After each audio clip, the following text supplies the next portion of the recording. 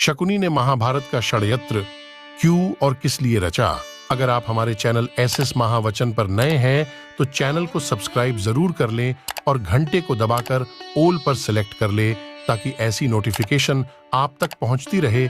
और वीडियो अच्छी लगे तो लाइक भी कर दें। देरी ना करते हुए वीडियो करते हैं शुरू। शकुनी अपने खास मिशन के लिए कौरवों के साथ था। वह यहाँ अपने जीजा धृतराष्ट्र से पिता का बदला लेने आया था। वो जानता था कि कौरव कभी पांडव से जीत नहीं सकेंगे, इसलिए उसने कौरवों का पांडवों से युद्ध करवाया और कौरवों की हार के साथ अपना बदला पूरा कर लिया। महाभारत से जुड़ी अधिकांश पौराणिक कथाएं से बताती हैं कि महाभारत युद्ध जिताने और पांडवों को तबाह करने के लिए दुर्योधन के मामा शकुनी ने कई चालें चली, चाहे वो चौपड़ में छल से हराना हो या लाक्षागृह में जलाकर मारना। हर कुटिलता के पीछे शकुनी का हाथ रहा, लेकिन वह ये सब सिर्फ भांजों के लिए कर रहा था। ऐसा बिल्कुल नहीं था।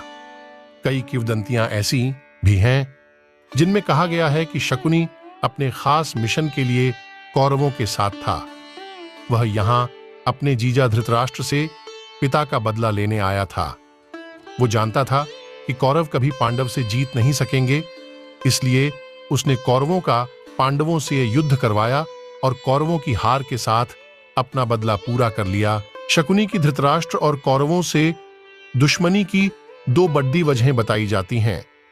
पहली बहन गांधारी का अंधे राजा से विवाह, जिसके लिए हस्तिनापुर के राजा ने गांधार राजा और उसके पिता सुबाल को हराया था।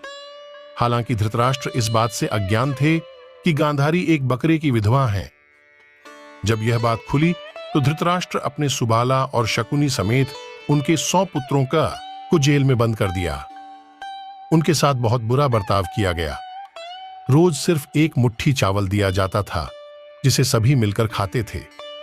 धीरे धीरे भूख के कारण राजा सुबाला के पुत्रों में एक एक की मौत होती गई। राजा ने तय किया कि वह अपने वंश का अंत नहीं होने देंगे। तय किया गया कि सभी अपने हिस्से का भोजन त्याग कर सबसे छोटे भाई शकुनी को देंगे।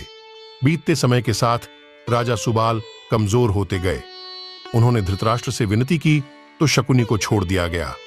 सुबाल ने धृतराष्ट्र से वादा किया था कि शकुनी हमेशा कौरवों के साथ रहेगा। धृतराष्ट्र ने इसे ससुर की अंतिम इच्छा मान ली और शकुनी को हस्तिनापुर ले आए, लेकिन शकुनी कभी इस अपमान को नहीं भूला। बीमार पड़ चुके राजा सुबाल ने मरने से पहले शकुनी से कहा था कि वह उनकी रीढ़ की हड्डी से चौपड़ के पांसे बनवा। यह उसकी इच्छा अनुसार चलेंगे। राजा सुबाल चाहते थे कि इन्हीं पांसों के जरिए धृतराष्ट्र का वंश समेत अंत हो जाए।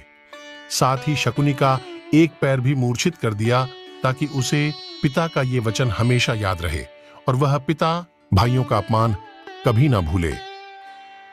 शकुनी ने पिता की इच्छा पूरा करने के लिए पूरी ताकत लगा दी। उसने पांडव और कौरवों के बीच जब जब चौपड़ का खेल हुआ, पिता की हड्डी से बने पांसे ही इस्तेमाल किए और युधिष्ठिर सभी भाइयों समेत पत्नी द्रौपदी को हार गए।